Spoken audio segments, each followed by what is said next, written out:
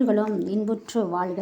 உள்ளம் பெருங்கோயில் ஊனுடம்பு ஆலயம் வள்ளல் பிரானருக்கு வாய் கோபுரவாசல் தெள்ளத் தெளிந்தார்க்கு சீவன் சிவலிங்கம் கள்ளப் புலனைந்தும் காளா மணிவிளக்கே என்கிறார் திருமூலர். மனித உடலிலே இறைவன் உறைவதனால்தான் நாம் மற்றவரை கண்டதும் வணங்க வேண்டும். நாம் வணங்குவது அவரது புற உடம்பை அல்ல, அந்த உடம்பினுள்ளே உள்ள அந்த இறைவனை என்பதை உணர வேண்டும் என்றனர் நம் முன்னோர்கள். சேத்திரம் சரீர பிரஸ்தாரம் என்பர். காயமே கோயில் என்று போற்றுகின்றார் திருநாவுக்கரசர். மனிதன் மேற்கே தலை வைத்து கிழக்கே கால் நீட்டி படுத்திருக்கும் நிலையே கோவிலின் அமைப்பாகும். எஞ்சான் உடம்புக்கு சிரசே பிரஸ்தானம் என்பது போல் தலைப்பகுதி கர்ப்பகிரகமாக அமைக்கப்பட்டுள்ளது. பாதம் கோபுரமாகும். மனித உடலின் ஒவ்வொரு பாகமும் திருக்கோவிலின் ஒரு பாகமாக விளங்குவதை காணலாம். கள்ள புலனென்றும் காணா மணிவிளக்கே என்கிறார். 5 புலன்களை அடக்கினால் உயர்நிலையை அடையலாம் என்பதை உணர்த்தவே அந்த 5 பிரகாரங்களையும் கடந்து கருவறையை அமைத்தனர்.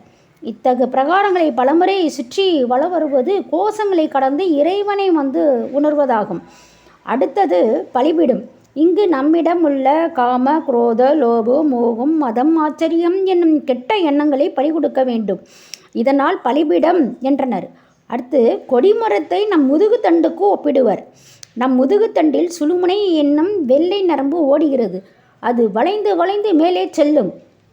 இடகலை பிங்களை என்னும் சூரிய சந்திர நாடியில் ஓடும் அந்த பிராணவாயுவை மறித்து சுழுமுனை என்ற அக்னி நாடி வழியாக 6 ஆகாச தேவதைகளை உருவாக்கி அவர்களின் அருளால் சகசிரார கமலத்தை அடைய வேண்டும் என்பர்.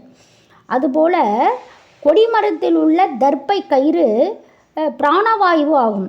வெள்ளை துணி சுழுமுனை என்றும் வெள்ளை நாடி கொடி ஏறுவது ஆகும். சகசிரார கமலத்தை சேருவதே அது குறிக்கும். கொடி ஏறிய பின் இறைவன் புறப்படுவது போல சகசிரார சித்தியிலேயே சிவதரிசனம் உண்டாகும் என்கிறார் திருமூலர். உடம்பினை பெற்ற பயனாவதெல்லாம் உடம்பினுள்ளே உத்தமனை காண் என்கிறது அவ்வை குறள். மானுட உடலை நாம் பெற்றதன் பயனை நம்முள்ளே விளங்கும் இறைவனை கண்டு உணர்ந்து தரிசிப்பதற்காகத்தான். உடம்பின் பயனே இறைவனை உணர்வதாகும். திருச்சிற்றம்பலம்.